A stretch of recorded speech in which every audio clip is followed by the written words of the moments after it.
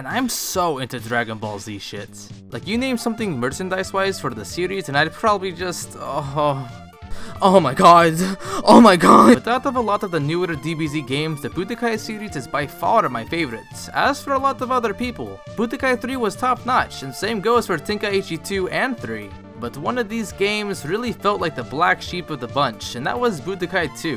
Which sucks, cause I really liked this game.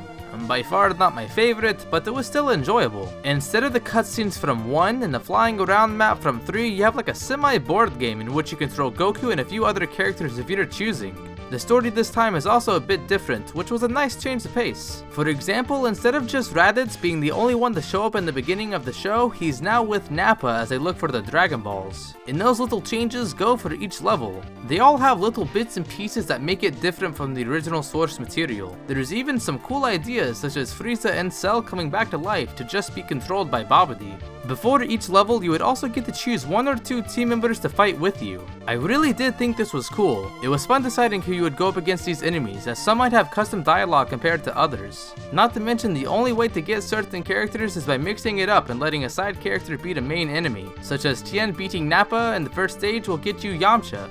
This is not a bad way to keep the replayability high, although the levels are pretty long and it can drag out from time to time. What made Budokai 2 stand out a lot more than the others was the creative fusions and absorptions. Combinations like Goku and Hercule making Gokule, or Majin Buu absorbing Tien and Yamcha, it was pretty fun to see. If you're into fighting games, even just a little bit, you might like it. Although, as a gameplay standpoint, I still think 3 is the best.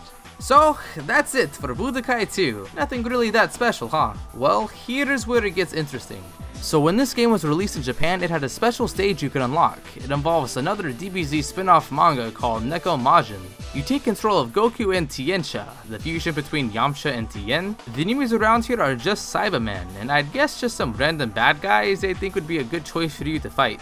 Little nods that are sprawled around the board like Neko Majin healing you and Anyo? I don't know how to speak Japanese. How the fuck do you say Onyo going Super Saiyan? If you did not know anything about the spin-off, I bet the level would be fucking so weird. Why is Tien and Yamcha fusing? I don't know. The main reason why the US version did not get this was because Budokai 2 was released about a year later in Japan, well after everyone else got it.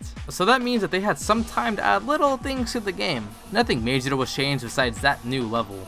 But would you be shocked if there was another goddamn release of this game? In V-Jump magazine, there was a giveaway for 2,000 people to receive a custom copy of Dragon Ball Z Budokai 2 in Japan only. If you somehow got a copy, the game would already be finished 100%, and you'd get some new character skins such as Cooler and Piccolo with his turban thing on, as well as a World Tournament stage being plastered with some V-Jump shameless promotional plugins.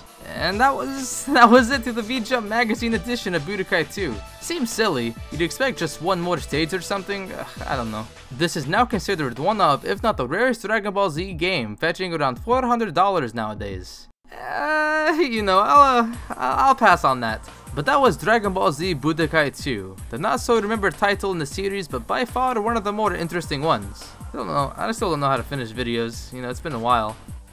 Okay, see you guys next time.